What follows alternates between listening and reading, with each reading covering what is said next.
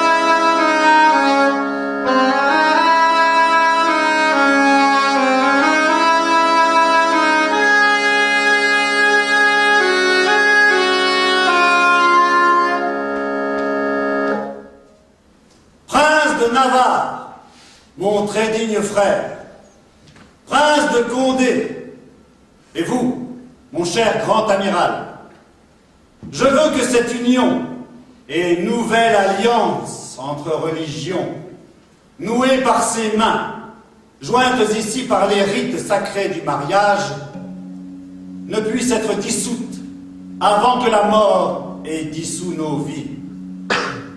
Que les premières étincelles de l'amour princier qui ont allumé ce feu galopant dans nos cœurs soient toujours vivaces en notre progéniture. Les nombreuses faveurs dont votre grâce m'a régulièrement honoré, et surtout en cette occasion, m'enchaînent à jamais à la volonté de votre Altesse en tout ce que la Reine-Mère ou votre grâce pourront ordonner. Merci, notre fils Navarre. Vous pouvez voir combien nous vous aimons, en vous unissant ici, en mariage à notre fille. Comme vous le savez, nos différends en matière de religion auraient pu contrarier vos projets amoureux. Oui, oui, madame, laissons cela. Et maintenant, mes seigneurs, les rituels du mariage étant achevés, notre opinion est qu'il serait bon d'aller accomplir pleinement la cérémonie en entendant une sainte messe. Ma sœur, je suppose que vous voudrez bien endurer notre compagnie. Tout à fait, mon cher Seigneur. Ceux des autres qui ne veulent pas venir, mes seigneurs, sont libres de rester. Venez, mère, allons donner tout l'honneur qu'ils méritent à ce grand événement. Que je noierai dans le sang et la terreur.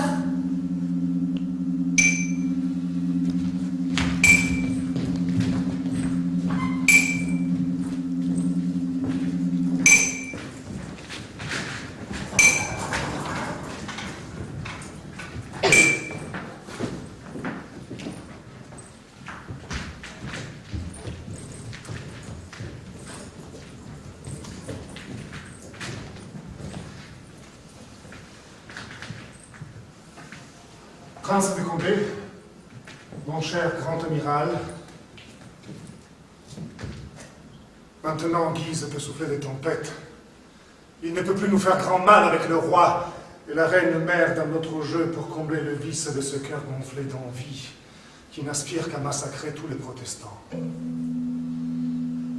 N'avez-vous pas eu vent de son dernier décret selon lequel, si le roi avait donné son consentement, tous les convertis vivant à Paris devaient être oxy la nuit prochaine? Monseigneur, je serais étonné que l'ambitieux Guise ose ainsi s'aventurer sans l'aval du roi, à fomenter et réaliser des actions aussi risquées. Monseigneur, il ne faut s'étonner de rien venant des Guises, sachant que quoi qu'il fasse, le pape ratifiera les mal, les meurtres et la tyrannie. Mais celui qui siège et règne au-dessus des nuages voit et entend la prière du juste. Il vengera le sang des innocents massacrés que Guise, au cœur pourri des forfaitures, aura mêlé à la mort avant leur temps. Monseigneur, avez-vous remarqué combien le cardinal et le duc de Mayenne, frère du duc de Guise, étaient enragés pendant qu'on célébrait vos noces? C'est que la maison de Bourbon y gagne en puissance et rattache désormais sa lignée à la couronne de France. Et c'est pour ça que Guise nous regarde avec autant de haine et s'ébat la cervelle pour nous prendre dans les filets des étoiles mortelles. Venez, mes seigneurs, allons à l'église, priez pour que Dieu veuille toujours défendre le droit et fasse fleurir son évangile sur la terre de France.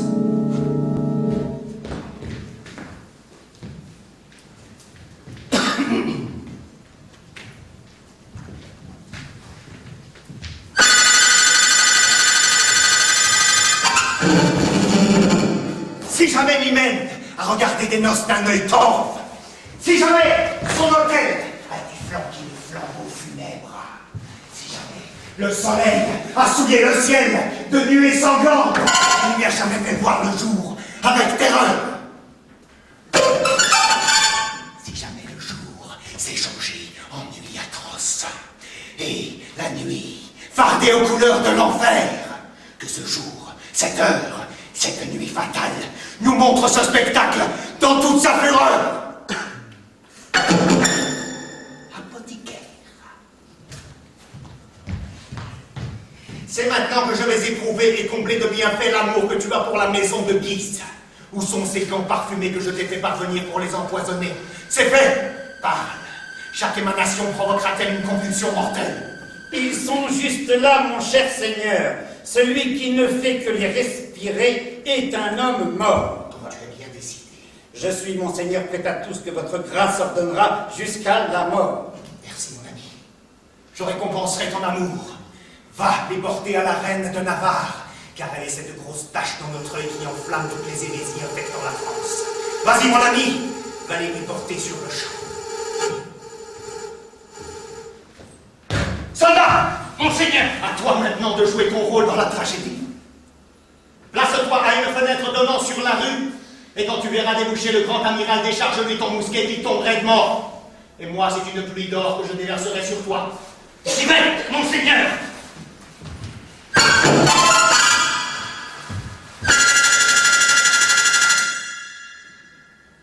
Maintenant, Guise, fais éclore au grand jour ces pensées engendrées dans les profondeurs de l'âme pour enflammer ces brasiers éternels qui ne peuvent être éteints que dans le sang. J'ai souvent eu l'intuition, et maintenant je sais, que le péril est la voie royale du bonheur. Et la volonté sans faille, la plus belle fin de l'honneur. Quelle gloire y a-t-il à obtenir un bien vulgaire à la portée du premier présent? Ce que j'aime plus que tout, c'est ce qui vole hors d'atteinte. Faites-moi grimper les pyramides pour porter là-haut le diadème de la France. Alors, que mes ongles, je le réduis en poussière. Ou alors, de mon aile ambitieuse, je monte au sommet, même si ma chute doit m'entraîner au plus profond des enfers. C'est pour ça que je veille quand les autres croient que je dors. C'est pour ça que j'attends le moment quand les autres croient que je fais antichambre. Pour ça que ma soif intarissable, source de mes défis, a souvent plaidé ma parenté avec le roi. Pour ça, cette tête, ce cœur, cette main, cette épée pense, imagine, exécute de grandes choses, ambitionnées par tous, mais comprises par personne. Pour ça, le ciel m'a engendré avec la terre. Pour ça, cette terre soutient le poids de mon corps. Et pour le contrebalancer, je poserai sur le plateau une couronne. Ou alors, j'épuiserai le monde à force de guerre civile. Pour ça, les glorieux catholiques espagnols m'envoient l'or des Indes pour frapper des écus français. Pour ça, j'ai obtenu les largesses du pape. Subventions et privilèges. Armé de ce droit d'agir pour le bien, contre le mal, ma politique s'est maquillée en religion. Ha ha ha! Religion! Ouh, ouh, ouh! Ah, ah, ah!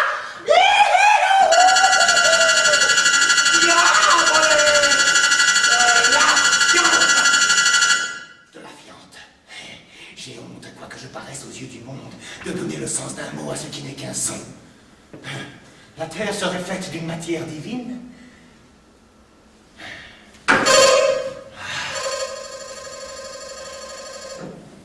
Le gentil roi, baignant dans sa débauche, use son corps et va assécher le royaume si je ne répare pas ce qu'il met en ruine. Lui, chaque jour, comme un enfant, je le gagne avec des mots, si bien qu'à vrai dire, il porte à peine le nom de roi. Je commets le crime, et c'est lui qu'on condamne. La reine mère accomplit pour moi des miracles, par amour pour moi, elle enterre l'espoir de la France, fouillant les entrailles de son trésor pour accomplir mes désirs et répondre à mes besoins. Paris possède environ 500 collèges, monastères, abbayes, prieurés et écoles contenant 30 000 hommes valides, sans compter des milliers d'étudiants catholiques dans la force de l'âge. Et plus, à ma connaissance, on trouve dans un seul cloître 500 franciscains, bien gras, frères ou prêtres. Tout ça, et plus encore si possible, prêt à porter mes désirs à l'apothéose. Et alors, Guise, puisque tu as toutes les cartes en main pour battre ou couper, quoi qu'il arrive, tu vas te distribuer en roi. Eh, oui, mais Navarre, ce n'est qu'un petit bout de la France, bien assez grand pour un roi de pacotille qui, en agitant sa populace hérétique, aveugle l'Europe et perturbe notre État. Lui, il va. Mais commençons par ceux qui, en France, ralentissent notre marche vers le trône. Et comme César à ses soldats, je dis, ceux qui ne m'aiment pas, je leur apprendrai à me vomir. Donnez-moi un regard tel que quand je fronce les sourcils, la mort froide se promène sur les rides de ma face. Et une main qui, serrant le poing, comprime le monde. Et une oreille pour écouter mes ennemis. Et un trône, et un sceptre, et une couronne. Et que ceux qui me voient soient comme les hommes qui s'arrêtent à fixer le soleil. Facile. L'intrigue est fabriquée.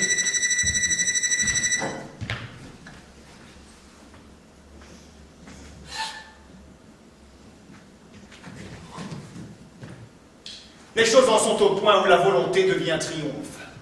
Ma mère! Empoisonné! Devant mes yeux! Oh Dieu, quels sont ces temps! Dieu charitable, grand Dieu! Accorde-moi de finir mes jours avec le sien, que je puisse avec elle mourir. Vivre à nouveau. Mon très cher Seigneur, mon âme est anéantie. Mais ne laisse pas ce terrible coup du sort contaminer ta noble poitrine d'un poison nouveau qui aggraverait notre malheur. Venez, mes seigneurs, emmenons son corps et sachons l'honorer avec solennité. Quoi? Êtes-vous blessé, monseigneur grand amiral? Mon monseigneur, l'horreur m'a traversé le bras. Nous sommes trahis! Venez, mes seigneurs! Alors, victoire de moi! Ce sont ces dizaines de malheurs qui veulent nous tuer. Quelle funeste Maria pour nous tous. Mon noble fils, et vous, princier duc de Guise, nous avons maintenant rassemblé cette bande d'animaux funestes au cœur d'un piège mortel. Et donc, ce que nous avons décidé, on peut l'exécuter. Madame, cela sera mentionné dans le monde entier comme le crime sanglant d'une tyrannie. D'autant que garantis par notre parole, ils ont en toute justice réclamé notre protection. De plus, mon cœur est sensible au sort de ces nobles personnes, corrompues seulement dans leur croyance. Grandes dames, chevaliers, gentilshommes, qui doivent, pour une question de foi, goûter une fin si inhumaine. Il faut être un noble esprit pour se mettre en peine du malheur des autres. Cependant, les plus intelligents considèrent d'abord leurs propres griefs et préfèrent flageller leurs ennemis plutôt que d'être traités en esclaves et recevoir le fouet. Je pense, monseigneur, que sa majesté d'Anjou a bien montré à votre Altesse comment voir la chose en choisissant de rechercher le bien de l'État avant de s'apitoyer ou d'assister ses parvenus hérétiques. J'ose espérer que ces raisons serviront à mon royal fils pour agir avec précaution par crainte de ses ennemis. Eh bien, madame, je m'en remets à votre majesté, ainsi qu'à mon neveu ici présent, le duc de Guise. Ce que vous déciderez, je le ratifierai! Gloire soit rendue à mon royal fils. Alors, dites-moi, Guise, quels ordres allez-vous donner pour le massacre? Madame, voilà. Ceux qui seront les acteurs du massacre porteront des croix blanches sur leurs bourguignottes et attacheront des foulards de lin blanc à leurs bras. Celui qui n'en portera pas sera suspecté d'hérésie et mourra, même s'il est roi ou empereur. Puis, je ferai tirer le canon de la tour et la déflagration donnera le signal à tous pour se ruer au dehors et se répandre dans les rues. Alors, le mot d'ordre donné, les cloches vont carillonner. À ce moment, ils commenceront à tuer et ils ne cesseront pas de tuer avant que les cloches aient fini de sonner. Puis on respire un peu.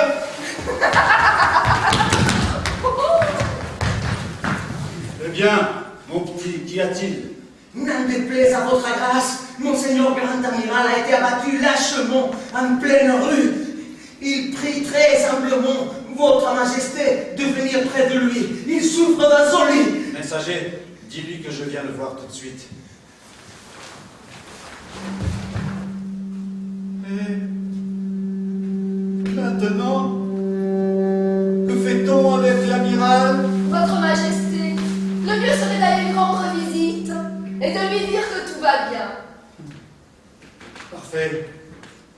Je me rends auprès de l'amiral. Je vais donner des ordres pour sa mort.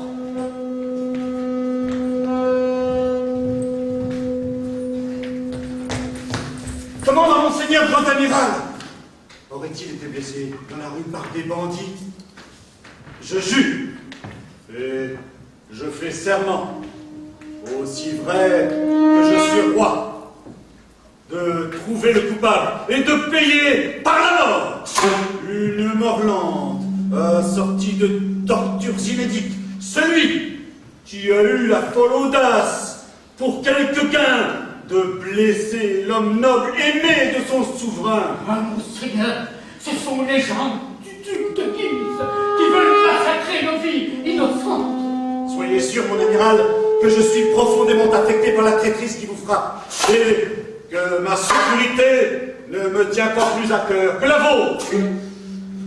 Cousin, prenez 20 hommes parmi les plus forts de ma garde et, sous votre autorité, veillez à ce qu'ils préservent le meilleur de mes amis de toute violence et de toute trahison, que tout attentat de ces maudits briseurs de paix soit suivi d'une mort immédiate. Donc, soyez patient, mon cher seigneur amiral, je reviendrai vous rendre visite à chaque heure. Je le remercie humblement, votre gracieuse majesté. Oh, vous croyez, contrat, prêt, on s'en jurez par la croix d'argent sur vos bourguignottes de tuer tous ceux que vous soupçonnez d'hérésie. Sur cette croix, je jure d'être sans pitié. Je suis déguisé et personne ne peut me reconnaître. Et donc, je massacrerai tous ceux que je trouverai sur ma route. Pareil! Moi aussi. Alors, enfonçons la porte de l'amiral. Ouais, qu'il soit expédié en premier. L'amiral, chef du porte-drapeau des protestants, doit être en première partie du massacre, assassiné dans son lit. Contact, pénètre avec les hommes et bloque la porte. Tenez les rues, les gardes du roi occuperont les carrefours. Tous avec moi.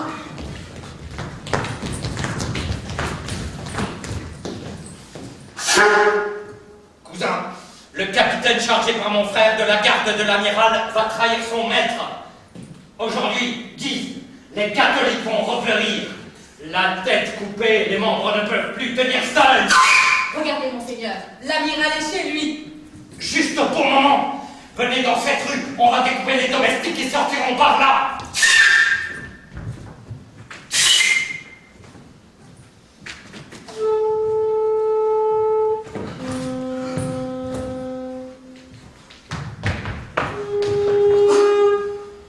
Laissez-moi prier avant de mourir.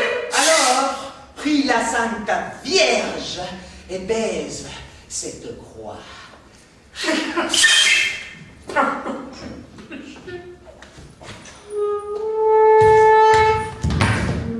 Gonzague, c'est fait! Oui, monseigneur. Alors, jette-le dans la rue!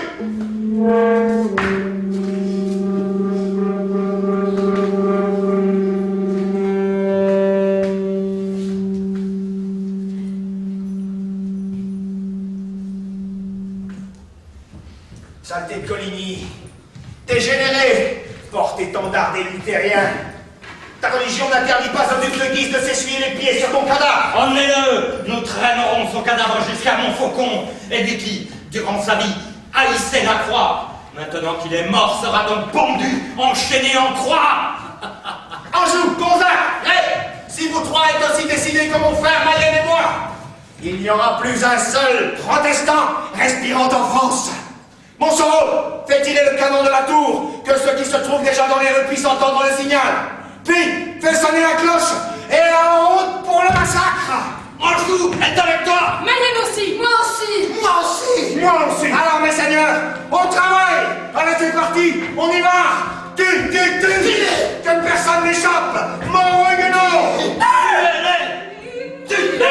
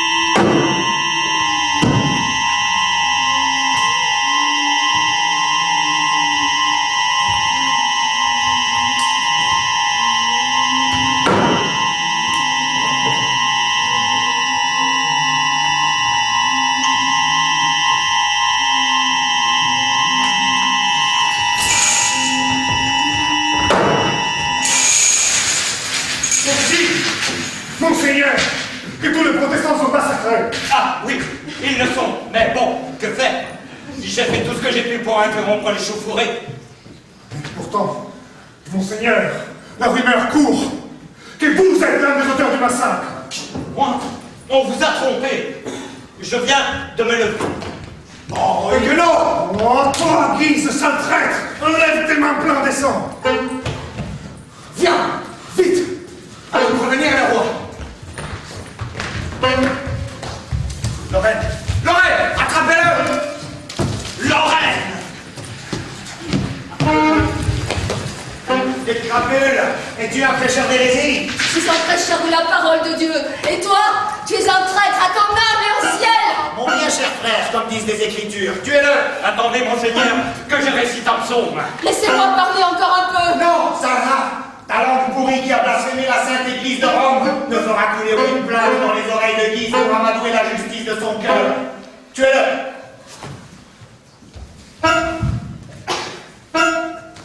Allez, mets-le plus loin, jette-le dans un fossé.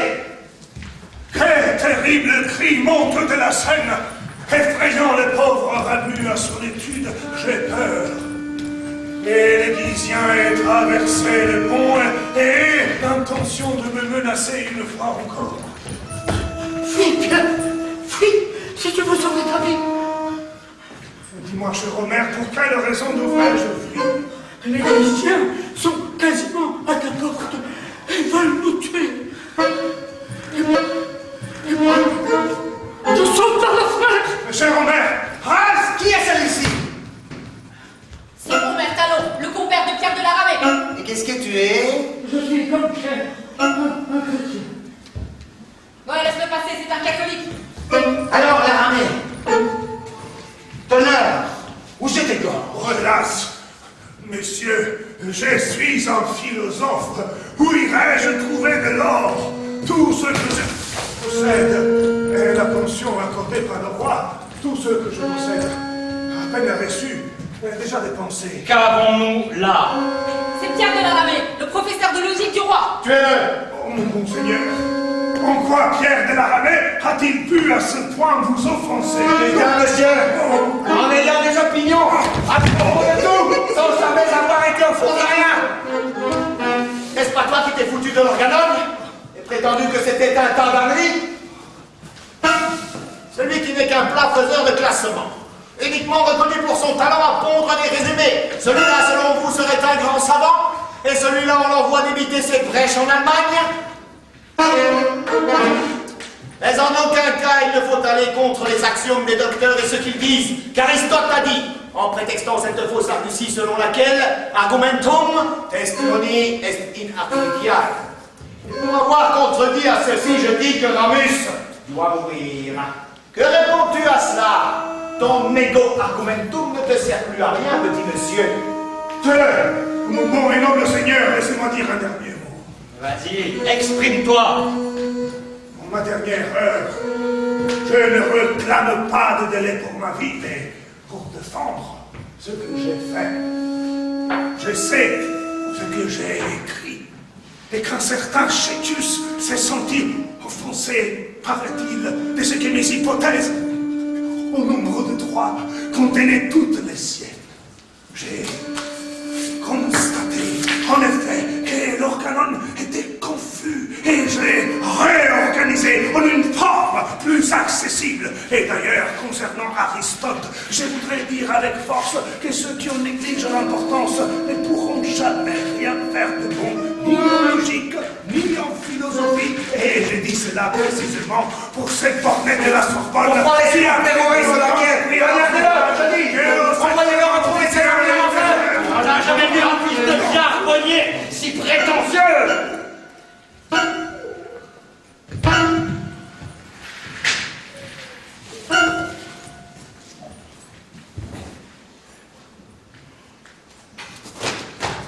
Et maintenant, messieurs, laissons pour cette nuit la fureur au repos. Mais il n'est pas question que le massacre s'arrête.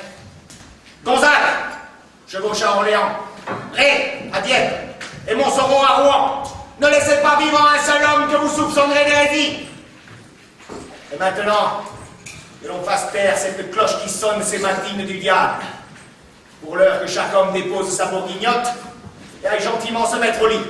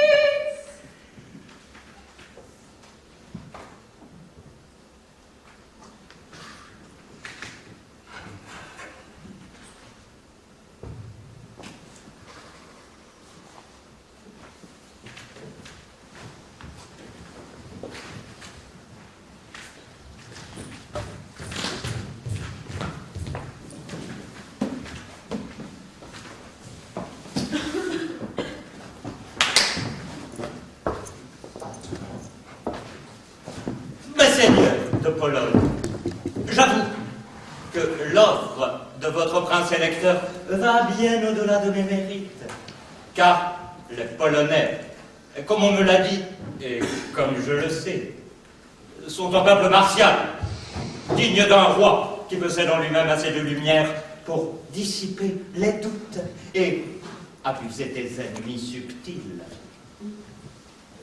Mais aussi d'un roi qui a appris, par une longue pratique, à se faire plaisir en commandant les guerres les plus grandes dans les frontières du monde chrétien. Je veux dire par là, nos guerres contre les moscovites et sur l'autre bord contre les Turcs.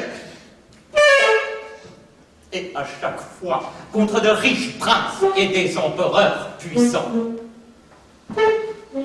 Cependant, d'une part, mon frère Charles, notre roi de France actuelle, d'autre part, le conseil de sa gracieuse majesté estime que si j'entreprends d'être couronné en Pologne, cela pourrait contrarier leur désir de me voir hériter de la couronne de France. Car si le Tout-Puissant venait à rappeler mon frère d'ici-bas, le siège royal, par légitime descendance, est à moi. Avec les Polonais, par conséquent, je me vois contraint de passer le contrat suivant. Si, par la mort de Charles, je devais me charger du diadème de France, alors, avec votre permission, je pourrais revenir dans mon pays d'origine. Si votre mission vous donne le pouvoir de me le garantir, c'est avec reconnaissance que je prendrai sur mes épaules la charge de vous et des vôtres, et que je veillerai avec le plus grand soin au bien et à la sûreté des droits de votre royaume.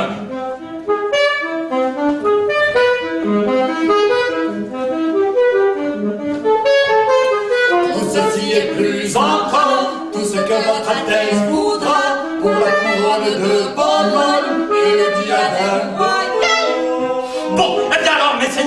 Allons-y. Qu'est-ce qu'on attend? Partons.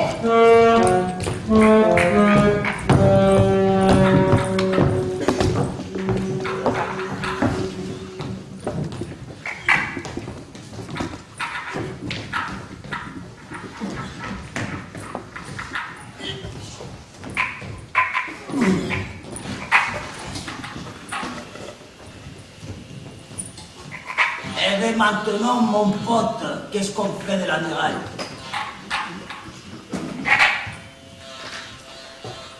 On le brûle comme un hérétique.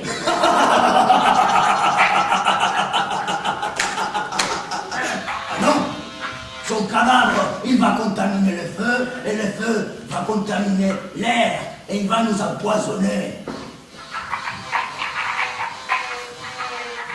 Et alors, qu'est-ce qu'on fait?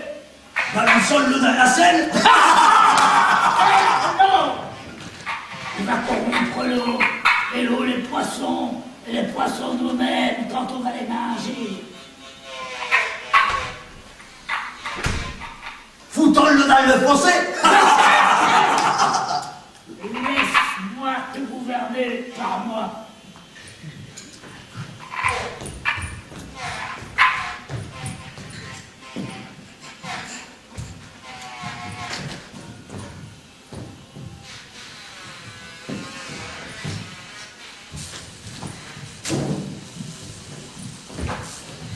On le laisse pendu à cet arbre. Génial.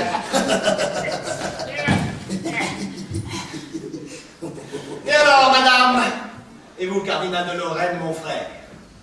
Il vous plaît comme ça, notre robuste amiral? Croyez-moi, Guise, il est si bien à sa place qu'avant de l'y voir, je l'avais longtemps rêvé ainsi. Mais venez, monseigneur, allons un peu plus loin. L'atmosphère ici n'est pas très parfumée.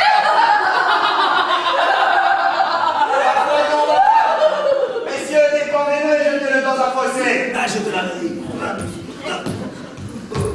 Et maintenant, madame, j'ai été mise au courant qu'il y avait une centaine de huguenots et davantage encore qui tiennent dans les bois leur synagogue et qui se réunissent tous les jours à cette heure-ci environ.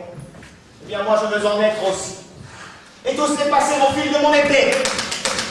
Vas-y, mon doux Guise, fais donc ça sans perdre de temps. Car si cette racaille dresse à nouveau la tête et se répand à travers le royaume de France, il nous deviendra difficile de les exterminer. Vas-y, ne perds pas de temps, mon doux Guise. J'y vole, madame, comme les bons enragés avant la tempête. Monseigneur de Lorraine, avez-vous remarqué tout à l'heure comment Charles, notre fils, commençait à sangloter sur la besogne de la nuit dernière? Monseigneur de Guise a accompli à Paris, parmi les Huguenots. Madame, je l'ai entendu jurer solennellement, en compagnie du roi rebelle de Navarre, de venger leur mort sur nos têtes. Certes, mais monseigneur, laissez-moi agir seul pour ça, car Catherine doit avoir en France le pouvoir absolu. Aussi vrai que je vis, aussi sûrement il va mourir.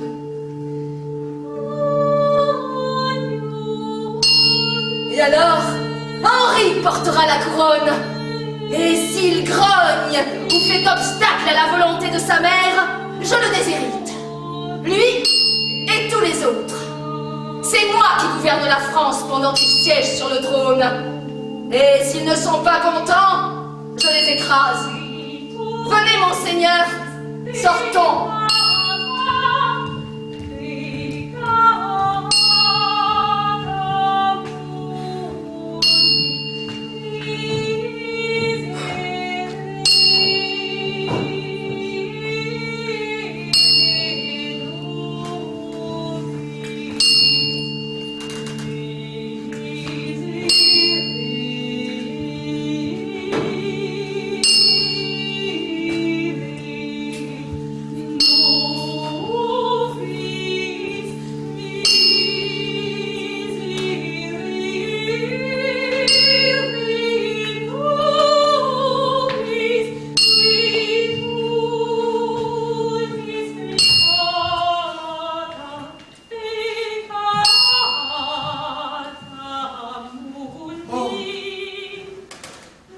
Arrêtez-moi.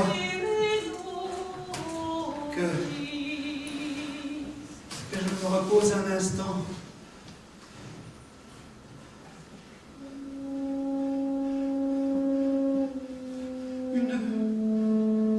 Une douleur aiguë vient de me transpercer le cœur.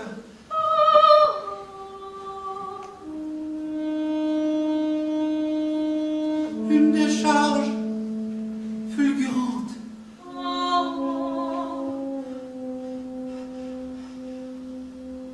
Le messager de la mort. Oh, ne dis pas cela comme ça. Tu fends le cœur de ta mère. Je ne peux pas faire autrement.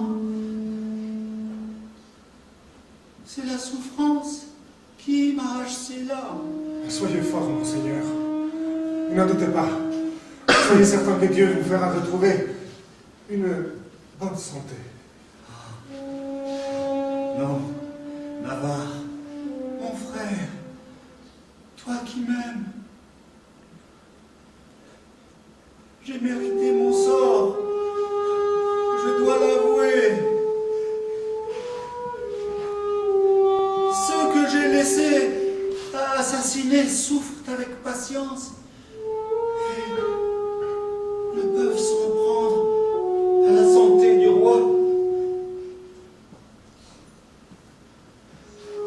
Dieu veuille que mes amis les plus proches n'aient pas fait pire que...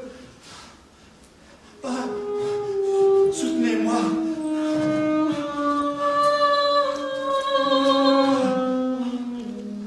Je n'y vois presque plus.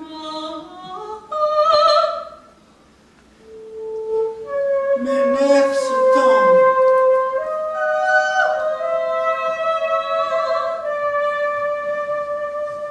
Mon cerveau tourne à l'envers.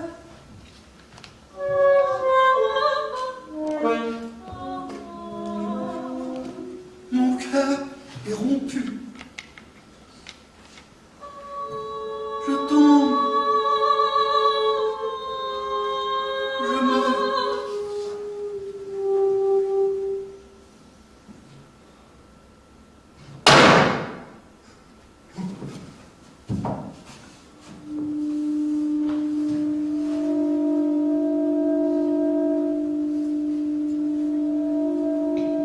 Quoi?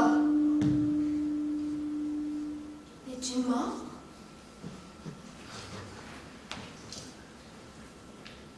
Mon petit, parle à ta mère. Oh, son âme est hors de sa poitrine. Il n'entend ni ne voit plus rien de ce que nous faisons. Mais Seigneur, que nous reste-t-il à faire que dépêcher immédiatement des ambassadeurs en Pologne afin de rappeler Henri pour qu'il coiffe la couronne de son frère et revête sa dignité? Et Pernon, veillez à ce que ce soit fait dans l'instant et demandez-lui de revenir chez nous sans délai. Tout de suite, madame. Et maintenant, mes seigneurs, une fois les funérailles accomplies, nous allons le plus rapidement possible organiser le couronnement de Henri dès son retour de Pologne. Venez et enlevons son corps de là.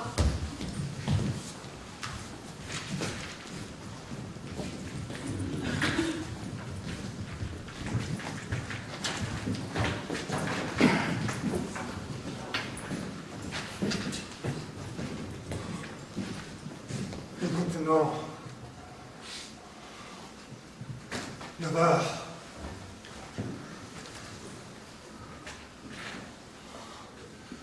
ces désordres sont l'occasion idéale pour te faufiler hors de France.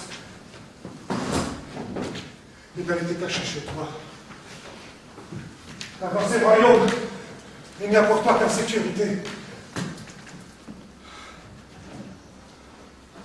À présent qu'Henri est rappelé de Pologne, je suis le suivant. Par légitime succession. Et donc, aussi vite que je peux. Je vais lever en secret une armée, de peur que Guise, allié au roi d'Espagne, ne se mette en travers de mes plans. Mais Dieu, qui est toujours à côté du juste, montrera sa miséricorde et nous sauvera. Alors qu'il me soutienne en tout, puisque j'entends œuvrer pour la vérité et le vrai sens de la sainte parole. Partons, pendant que le temps joue pour nous.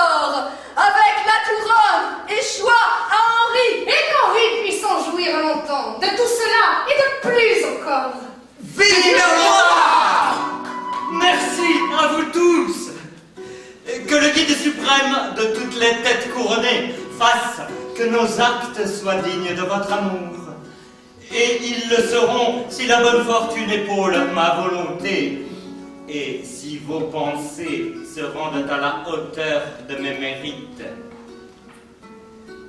Que disent nos mignons? Pense-t-il que le cœur de Henri ne peut abriter ensemble la passion et la fonction? Oubliez cette peur. Elles sont déjà accouplées. Aucun homme, aucun lieu, aucun temps, aucun fait ne pourra détourner mon amour des préférences de mon cœur. Tel vous êtes aujourd'hui, tel vous serez demain, les durables bénéficiaires des faveurs de votre roi. Nous savons que les nobles esprits ne transforment pas leurs pensées en accédant à la couronne, puisque votre grâce a déjà porté le diadème de Pologne avant d'être chargé de la couronne de France. Je le garantis, mon Giron, nous serons des amis, et même de très bons amis. Alors dans que... les tempêtes inconnues qui s'annoncent. Alors que votre grâce me laisse punir ceux qui profanent cette sainte fête. Que veux-tu dire par là?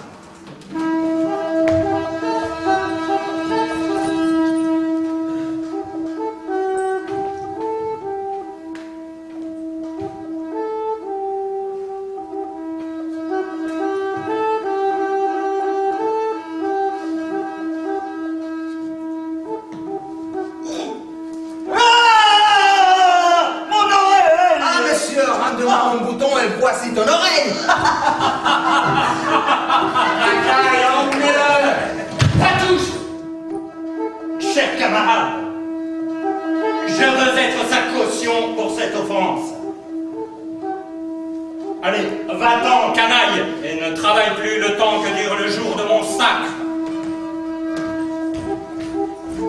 Et maintenant, les rites solennels du couronnement étant achevés, que nous reste-t-il à faire que de festoyer un certain temps et passer quelques jours en courses, tournois, joutes et autres débats qui sont le genre de la cour.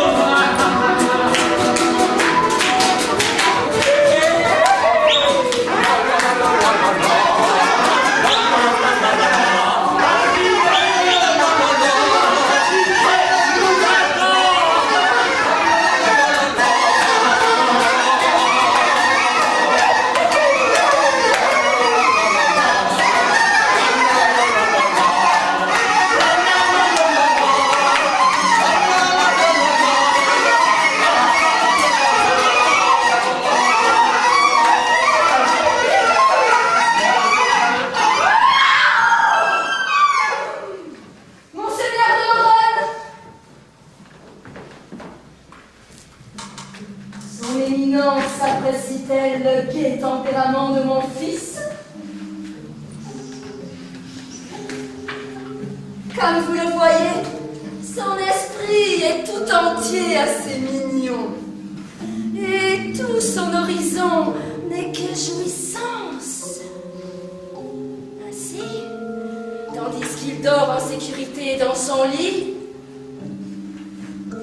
ton frère Guise et moi pouvons maintenant travailler à nous donner à nous-mêmes un tel pouvoir que nul n'aura le droit de vivre sans notre consentement.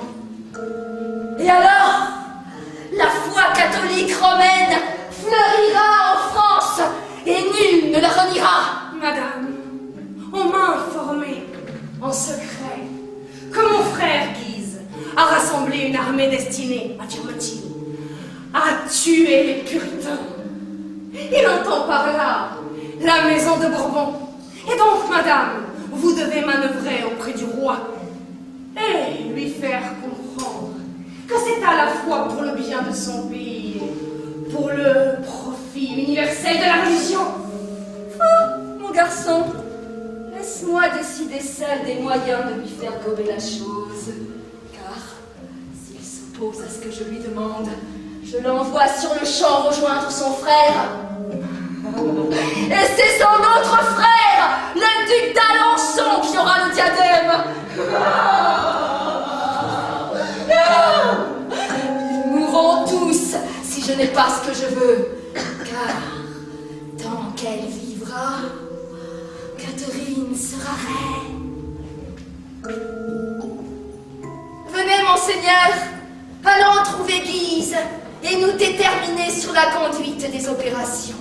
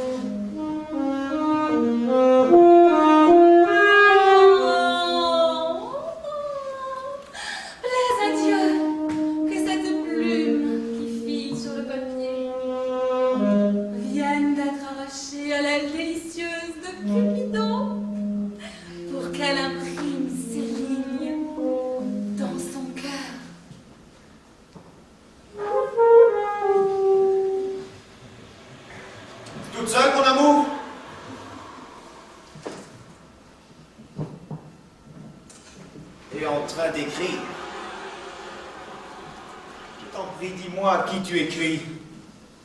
À quelqu'une, monseigneur, qui, quand elle lira ces lignes, elle lira bien, j'en ai peur, de leur extravagance. T'en prie, laisse-moi voir. Oh non, monseigneur, seule une femme peut partager les secrets de mon cœur.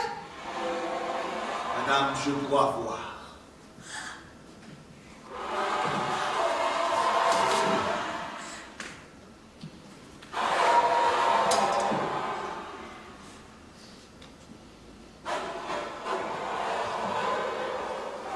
C'est ça les secrets qu'aucun homme ne doit connaître? Pardonnez-moi, monseigneur. Infidèle, criminel, que signifie cette lettre?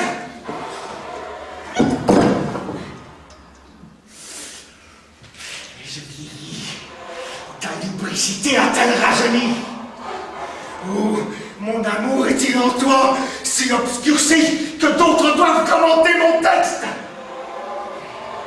As-tu oublié ce grand amour qui te rendait si précieuse, plus précieuse que la prunelle de mes yeux? La gloire de Guise ne serait qu'un nuage brumeux, fut jugé à travers ton œil lubrique. Oh, nom de Dieu, s'il n'y avait pas ce fruit qui croît dans ton utérus et sur lequel se fonde une ardente espérance. Cette main de la colère te poignarderait le cœur. Va-t'en, putain! Cache-toi avec ta honte! Et dis-moi si tu tiens à la vie. Sexe pervers, fourbe et menteur.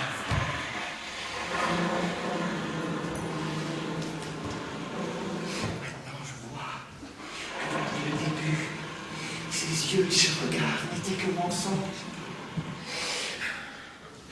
Mais lui, ce déchet à qui cette nuit était destinée, il faut qu'il paie cet amour de son sang au prix fort.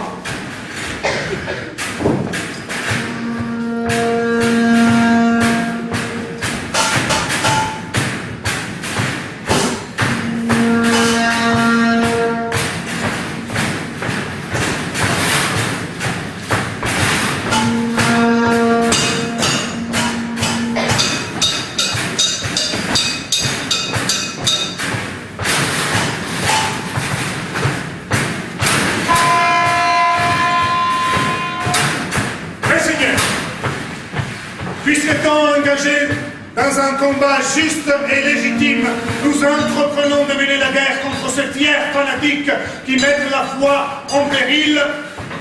J'ai nommé le Guise, le pape et le roi d'Espagne, qui se sont donnés pour objectif de nous marcher dessus et d'éradiquer notre vraie religion de notre pays. Nous devons, avec détermination, nous résoudre à l'affrontement pour l'honneur de notre Dieu et pour le bien de notre pays. L'Espagne est le gouvernement secret du pape. Et Guise, en faveur de l'Espagne, a maintenant gagné le roi qui envoie son armée nous rencontrer sur le champ de bataille.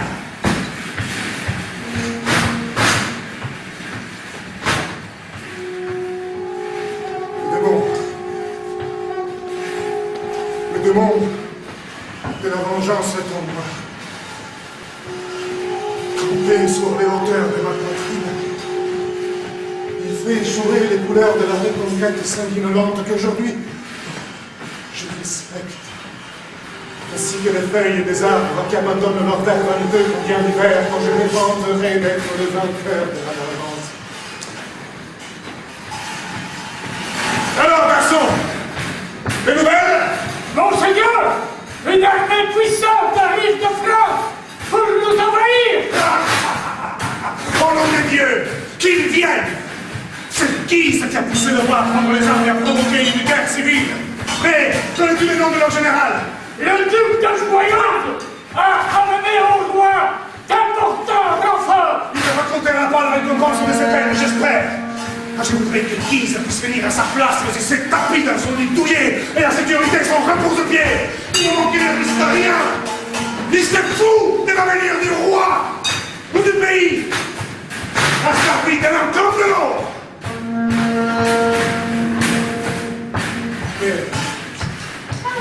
Venez, mes seigneurs.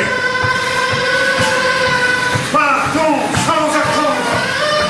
Allons nous préparer au combat.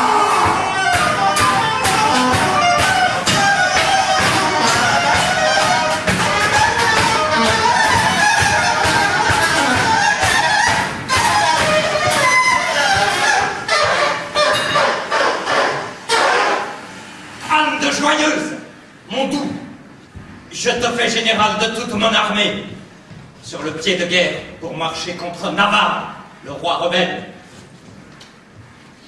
à ta requête. Je suis heureux de ton départ, bien que mon amour pour toi se porte mal d'imaginer constamment le danger qui menace ta vie. Merci à votre majesté. Sur ce, je prends congé. Adieu à Monseigneur de Guise. Du fond de mon cœur, santé et adieu à Monseigneur de Joyeuse. Quelle gentillesse, cousin de Guise, de venir saluer ensemble, avec votre femme, nos charmants mignons. À ce propos, galant homme, vous souvenez-vous de la lettre que votre femme a écrite à mon cher mignon? Vous savez, l'ami de son cœur. Quoi? Comment? Monseigneur? Nom de Dieu, c'en est trop. Suis-je un objet de plaisanterie ou de mépris? Ce n'est pas royal, ni même impérial. Sûr que si tous les plus grands rois de la chrétienté devaient me traiter avec une telle dérision, qu'ils sauraient comment je les méprise et leur plaisanterie de merde. Oh, j'aime vos mignons. Jouissez en vous-même. Je n'ai la vertu que de tenir en disgrâce, et ici même, par tous les saints du paradis, je jure que ce salaud, à cause de qui je suis gravement humilié, et surtout à cause de vos paroles qui m'ont bouleversé, paiera de sa vie les faveurs de cette putain, qu'il m'ait déshonoré ou pas, par la mort Dieu, il mourra. Croyez-moi, la plaisanterie l'a mordu sévèrement. Monseigneur, je pense qu'il serait bon d'en faire des amis, car il fait rarement des serments en vain. Tiens donc, Maugiron, tu n'as pas croisé le duc de Guise à la porte? Moi? Non, monseigneur. Et si je l'avais fait? Mon Dieu, si tu l'avais fait, tu ne serais peut-être plus là, car il a solennellement juré de te poignarder. Je peux être poignardé et vivre assez pour voir sa mort. Mais pourquoi me vaut-il une haine mortelle? Parce que sa femme te voue un amour trop sensuel. Si ce n'est que ça, je ferai en sorte que la prochaine fois que je la rencontre, son amour prenne ses jambes à son cou. Mais de quel côté est-il parti? Je vais me promener hors de la cour pour tâcher de le retrouver.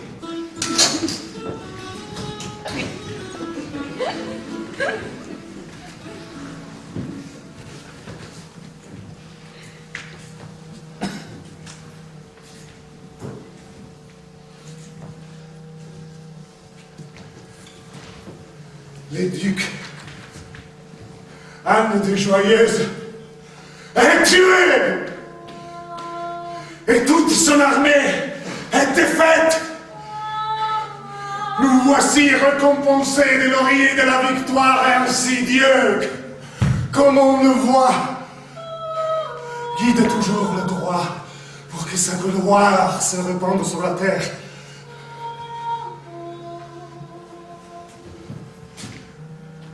Combien d'hommes, des valeurs ont perdu leur vie au cours de ces combats cruels. Tout cela n'est que pitié. Et la mort, presque seule, occupe la pensée. Je vais joindre mes forces à celles de la reine d'Angleterre pour chasser ces monarques papales de nos terres et maintenir ces superstitions à l'écart de nos côtes.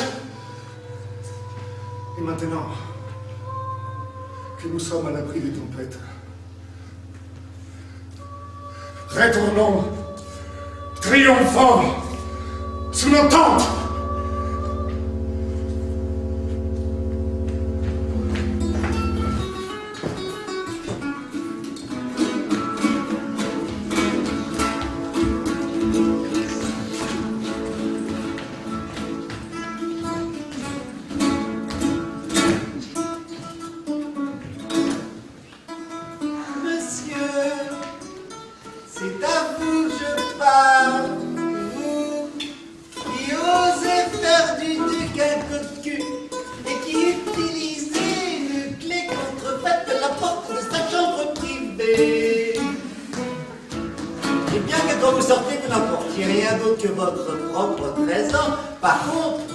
Quand vous entrez, vous introduisez quelque chose qui ne lui plaît pas et vous occupez l'endroit qu'il devrait remplir. Car ce faisant, vous pénétrez sur son marché et vous en êtes dressé là où vous ne devriez pas. Or là où il est propriétaire, vous décidez tout d'un coup de l'être à votre tour et vous entrez sans en avoir aucun droit. Et même si alors vous occupez le terrain, si tout d'un coup il arrive à l'improviste, il va encore vous faire déguerpir de là, ce qui fait que votre occupation est une pénétration caractérisée. Ceci va contre la loi, monsieur. Et bien que je ne vienne pas prendre possession du terrain, et pourtant j'aimerais bien, néanmoins je compte vous empêcher de le faire. Monsieur, vous êtes le bienvenu. Tenez, c'est pour vous.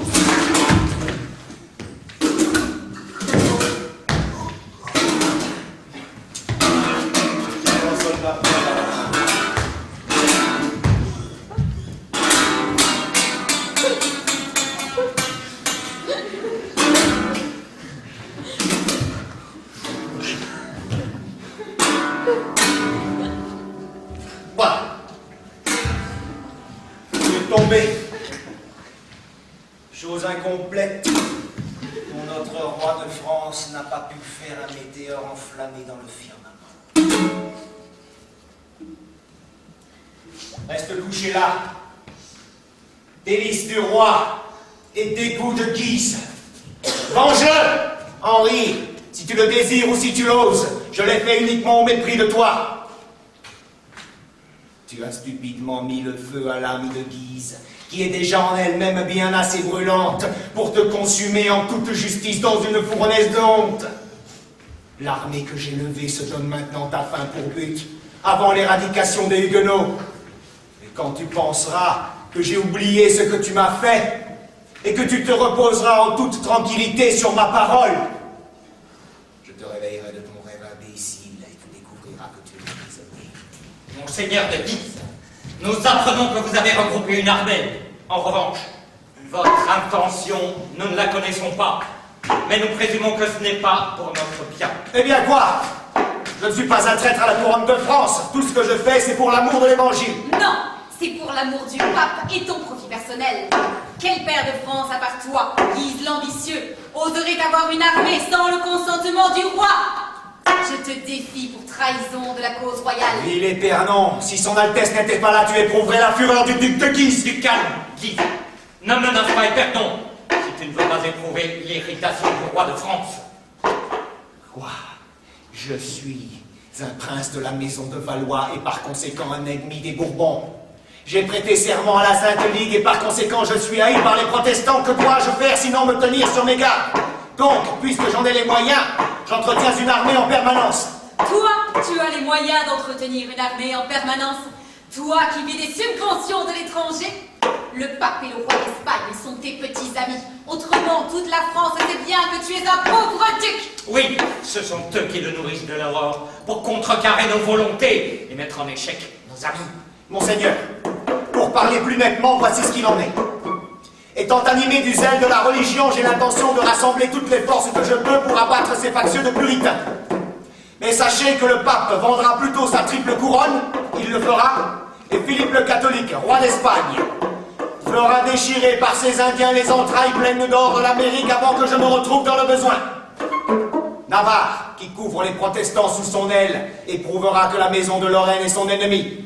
Votre Altesse n'a pas à redouter ma puissance militaire. Elle est là pour votre sécurité et la ruine de vos adversaires. Guise, prends la couronne et sois le roi de France. Alors, comme dictateur, tu feras la guerre ou la paix, pendant que j'applaudirai en criant oui, oui, comme un sénateur gâteux. Je ne veux pas supporter ton insolence hautaine. Renvoie ton régiment, ou sinon, par édit royal, tu seras proclamé traître partout en France. Le choix est dur, je dois feindre. Monseigneur, en témoignage de ma sincère humilité et de la transparence de mes sentiments à l'égard de votre Altesse, je baise la main de votre grâce et je me retire dans l'intention de lever mon camp en diligence. Alors, adieu, Guise. Le roi et toi sont des amis. Ne lui faites aucune confiance, monseigneur, car si votre Altesse avait vu avec quelle pompe il est entré dans Paris, comment les citoyens l'ont accueilli avec cadeaux et applaudissements, et lui ont promis de se tenir à ses ordres. Ouais! Il ne craignait pas de penser dans la rue, disant que Guise osait prendre les armes contre un roi sourd aux volontés de sa sainteté. Le peuple de Paris l'a acclamé ainsi. Alors c'est qu'il prépare, en ce moment même, un complot contre notre État.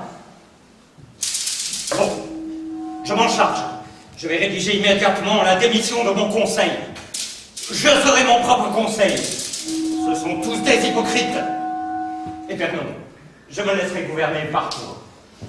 Je pense, monseigneur, que pour la sécurité de votre royale personne, il serait bon que Guise disparaisse. Ainsi votre grâce serait quitte de toute menace. Eh bien non. Je vais te dire quelles sont mes intentions. Si je parais doux et calme, sache qu'il y a du tragique en moi. Je vais secrètement me retirer à Blois, car que Paris a pris le parti de Guise. Il n'y a plus de place ici pour le roi de France, à moins qu'il ne décide d'être trahi et de mourir. Mais si je vis, alors sois sûr que Guise mourra. Monseigneur, on m'avertit qu'en France, Guise a pris les armes contre le roi et que Paris est en rébellion contre sa grâce.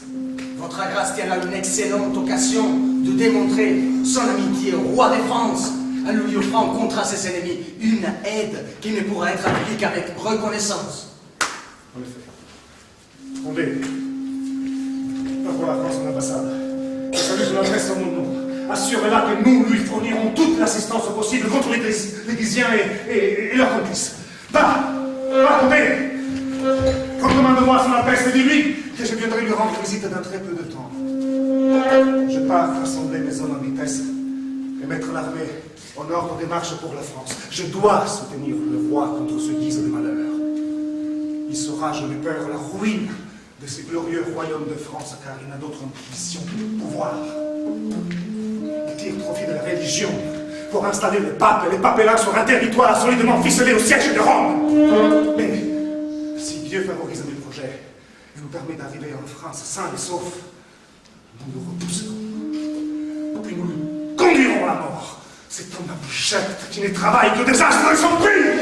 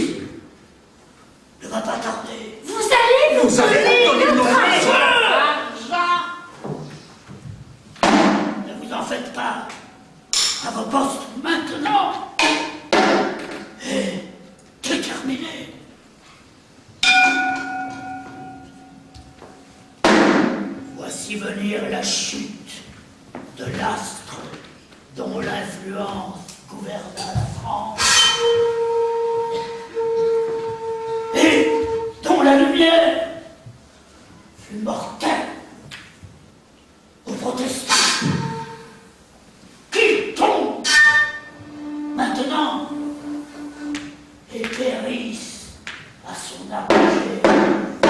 Et alors, mon capitaine, les assassins sont-ils prêts? Ils le sont, mon monseigneur.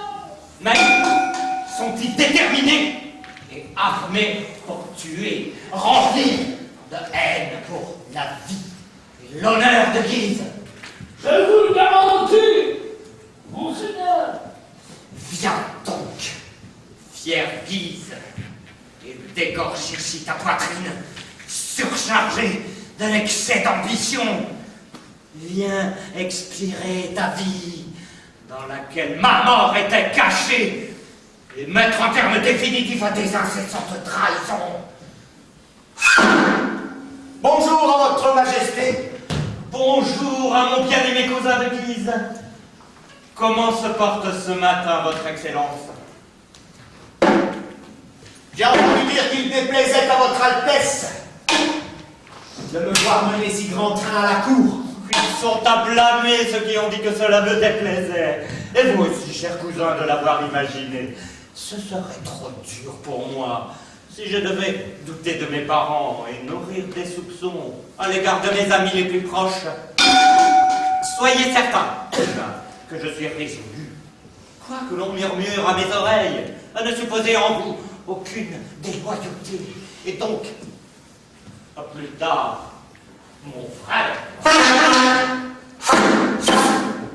Voici le roi qui sollicite les faveurs de Guise. Et tous ces mignons qui font le dos rond quand je donne des ordres. Voilà ce que c'est que d'avoir une armée sur le pré. C'est seulement maintenant que je commence à avoir une large vision des choses. Et tout le temps, jusqu'ici, a été dépensé en vain. Tiens bon mon épée, car en toi est l'espoir du duc de Guise. Petite crapule, pourquoi me regardes-tu avec cet air de déterré? Parle. Oh, pardonnez-moi, monseigneur de Guise. Te pardonner? Pourquoi? Qu'est-ce que tu as fait? Oh, monseigneur, je suis un de ceux qui sont là pour vous assassiner. Pour m'assassiner? Saloperie! Oui, monseigneur, les autres sont dans la pièce à côté, donc non, monseigneur, ne sortez pas. Si, César sortira. Laissons aux petits esprits et aux hommes les plus couards avoir peur de la mort. Ce sont des paysans. Je suis le duc de Guise. Et les princes, par leur seule présence, engendrent la crainte. Pâle comme la cendre. Oh. Je suis légèrement être tué par des paysans. Quelle douleur! Vive la messe! Mort maintenant! Ainsi sortit César, ainsi il est mort. Je vais prévenir le roi.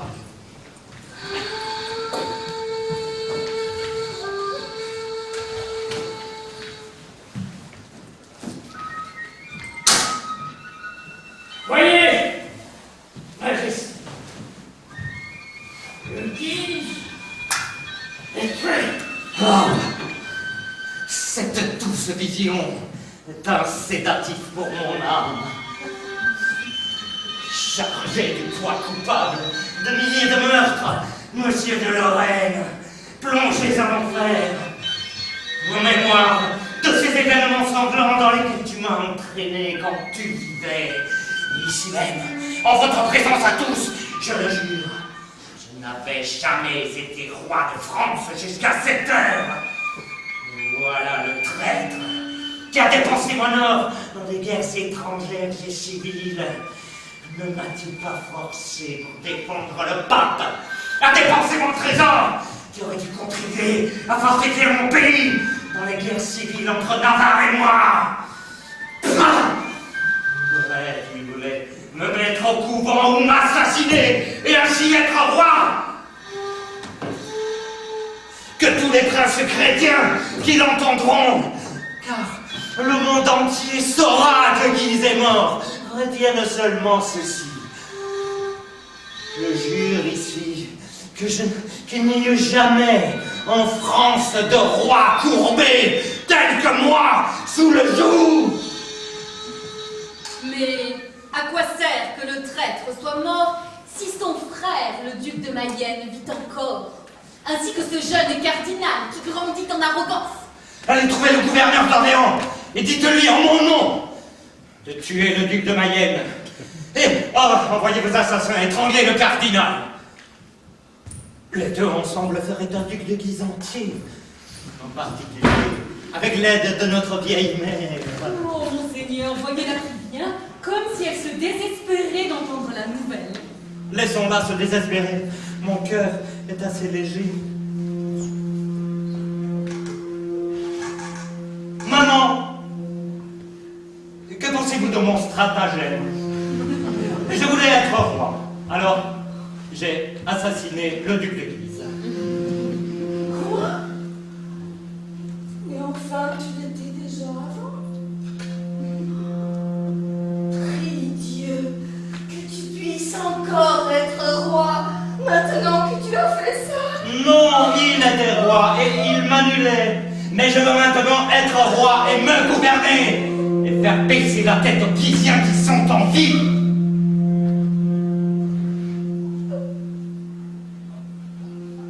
Je ne peux pas parler. La douleur m'en empêche. Comment tu es né? J'aurais dû t'étouffer, mon fils. Mon fils. Tu es un enfant échangé au berceau. Pas mon fils. Je te maudis et te proclame mécréant, traître à Dieu et traître au royaume de France. Vocifère, gueule, jusqu'à dérailler la voix. Guise est mort, donc je me réjouis. Et maintenant, je pars vers la guerre. Viens, Éternon, laissons-la mourir de chagrin.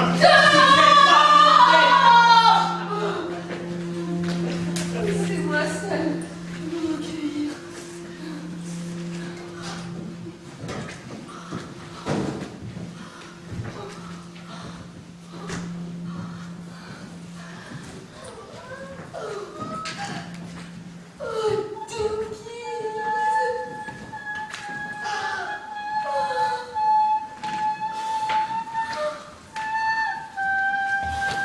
Il avait pu mourir.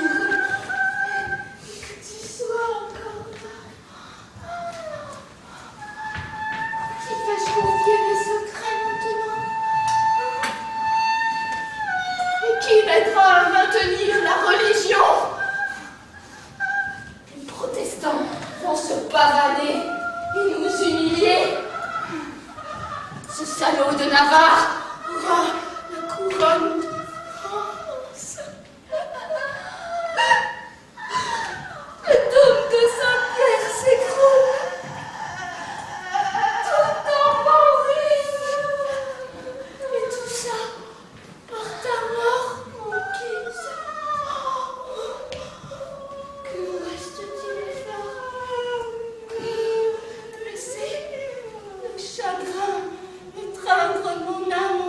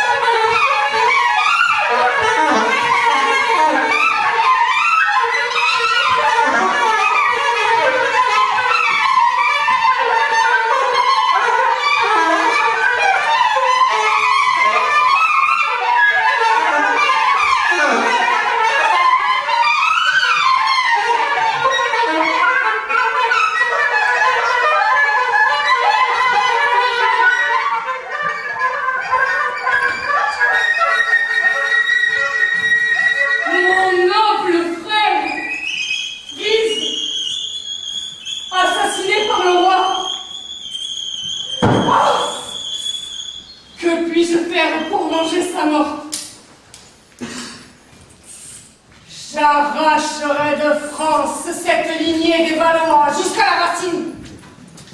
Et je renverrai le prétentieux Bourbon dans son pays natal. Lui qui cherche ignoblement à s'allier avec un tel roi. Ce roi qui a demandé au gouverneur d'Orléans de me mettre à mort, mais j'ai été prévenu. Et nous allons pouvoir en finir avec sa vie. Monseigneur, je viens vous apporter la nouvelle que votre frère, le cardinal de Lorraine, sur ordre du roi, vient d'être étranglé à mort. Mon frère, le cardinal assassiné. Et moi je vis. Viens, partons, trouvons des hommes. Seule une guerre pourra calmer l'orgueil de ce tyran. Monseigneur, laissez-moi parler. Je suis un frère de l'ordre des Jacobins qui, pour la paix de sa conscience, tuera le roi. Mais comment vas-tu trouver l'occasion? Ceci est mon affaire. Viens, allons parler de tout cela ailleurs.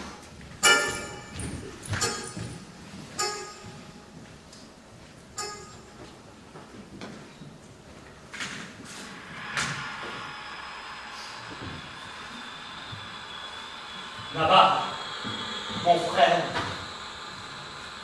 je suis profondément malheureux de m'être toujours montré votre ennemi et que votre esprit pacifique et princier ait été meurtri par l'injure de ces guerres. Je fais le serment en tant que roi légitime de la France de récompenser votre affectueuse réconciliation avec tous les honneurs et toutes les marques d'affection que j'ai jamais réservées à mes meilleurs amis. Il est suffisant que Navarre puisse être considéré comme loyal au roi de France. Je serai jusqu'à ma mort à votre service. Merci à mon royal frère de Navarre. Nous allons donc camper sous les murs de Lutèce et mener le siège de cette prostituée jusqu'à ce que, écœurée par les souffrances que nous lui infligeons, elle rabaisse jusqu'au sol sa détestable arrogance. Plaise à votre majesté, il y a là un frère jacobin délégué par le président du Parlement de Paris qui supplie d'être reçu par votre grâce. Faites entrer. Approche. Et dis-moi, quelle nouvelle tu nous apportes? Monseigneur, le président du Parlement de Paris salue votre grâce et vous transmet en hommage ces quelques lignes en vous priant humblement d'y répondre. Je les lis, frère. Et après, je te donne ma réponse.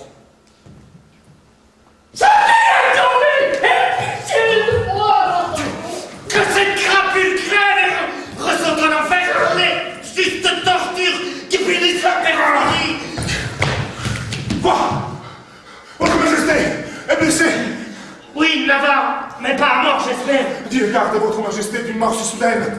Allez chercher un chirurgien. Quels sont ces païens irréligieux qui jouent le rôle de ceux qui prétendent appartenir à la Sainte Église? Enlevez ce damné rat dans ma vue. Votre Majesté, voulez-vous que les chirurgiens examinent votre blessure? La blessure est profonde, Navarre, je t'assure. Et puis non, je veux avertir ma sœur d'Angleterre de ce qu'a fait ce détestable jacobin. Dis-lui que malgré tout, j'espère continuer à vivre. Si c'est le cas, mes mains ensanglantées briseront la triple couronne du pape. Le pouvoir antichrétien s'écroulera. Je sentirai Rome sous ses yeux. Et je mettrai le feu à ses palais lézardés et forcerai les tours du pape à embrasser la poussière du sol. Navarre, donne-moi ta main. Je jure ici de ravager cette atroce église de Rome qui couvre de telles pratiques criminelles. Et je te proclame un éternel amour, ainsi que la reine d'Angleterre. Et surtout, que Dieu la bénisse pour sa reine du papisme. C'est bon, anime mes pensées, et cela me réconforte de voir votre Altesse faire preuve d'un tel esprit de vertu. Dis-moi, chirurgien, est-ce que je vivrai? Hélas, monseigneur, ma blessure est vicieuse. Vous avez été frappé par un couteau empoisonné. Votre Altesse ne peut pas vivre. Un chirurgien qui dit tu es roi doit vivre! Non, Navarre, tu vas être roi de France.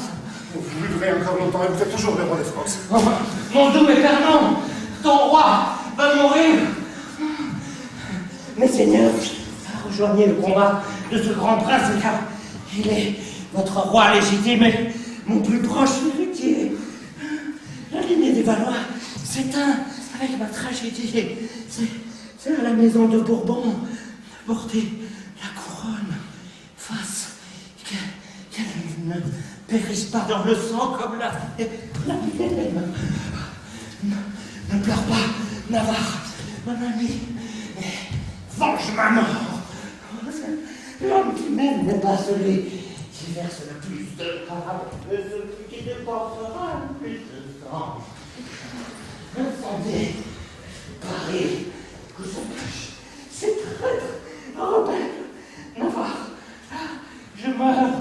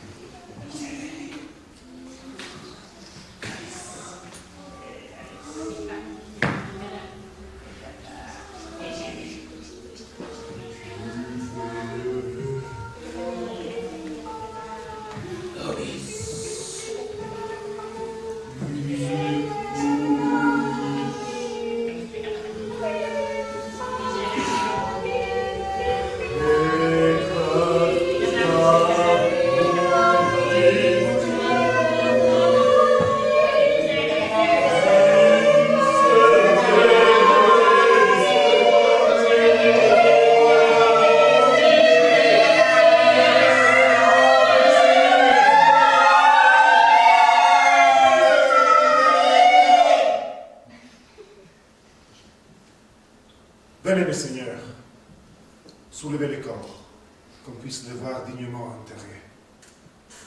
Alors je jure de les venger, de sorte que Rome et tous les prélats papistes exécreront le temps où Navarre était roi et gouverna la France.